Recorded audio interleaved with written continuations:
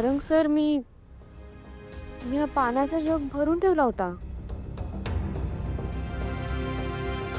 बरं, हरकत नाही, मी पाणी देते. वा वा वा वा, नाईस. सारंगची सेवा करण्याच्या बहाण्याने सतत त्याच्या आसपास घुटमळत असतेस ना? वहिनी, सारंग, तू काहीच बोलू नकोस. तुला हिचा प्लॅन कळत नाहीये. आता महाशिवरात्रीला हिने कसली तरी पूजा केली होती. आय एम शुअर तुझं वाईट व्हावं म्हणूनच हिने ही पूजा केली असणार आहे. हिचं आणि जगन्नाथचं काय सांगता येतं? ह्यांचा काय प्लॅन आहे, काय करतायत? आणि इमॅजिन त्यानंतर तुझा ऍक्सिडेंट झाला.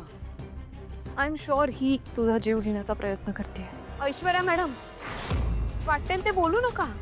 बोलावं लागेल, बोलावं लागेल, कारण बोलल्याशिवाय गोष्टी कळत नाही. जवळची माणसं जास्त घातक असतात.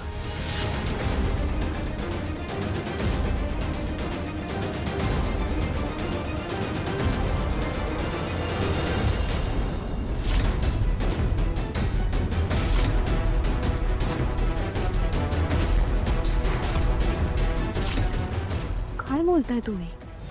तुम्हाला माहिती आहे ना, त्यांची तब्येत ठीक नाहीये. निदान त्यांच्या समोर तरी असं नका बोलू. कळतं ना तुला एवढं?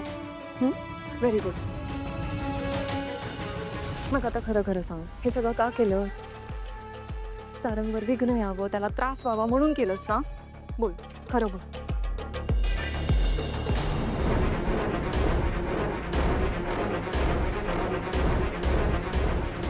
मी हे व्रत त्यांच्या भल्यासाठीच केलं होतं. उलट तुम्ही माझ्या व्रतामध्ये अडथळा आणलात आणि माझं व्रत पूर्ण होऊ नये म्हणून किती प्रयत्न केलेत तुम्ही. माझ्या समोर जास्त बोलायचं नाही. जास्त बोलावं लागेल ऐश्वर्या मॅडम, गरज आहे आता त्याची. आणि मला सांगा, मी पाण्याचा जग भरून ठेवला होता, मग तो रिकामा कसा झाला? शिव,